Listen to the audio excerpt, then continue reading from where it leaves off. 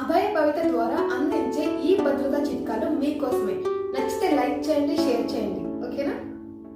ఆత్మరక్షణ కోసం మనం సేఫ్టీ టూల్స్ ని ఉంచుకోవాలి అని చెప్పుకున్నాం కదా.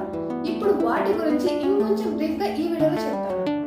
సేఫ్టీ టూల్స్ అంటే అందరూ ఆన్లైన్ లో దొరికే ఐటమ్స్ ఒకటే అని అనుకుంటారు.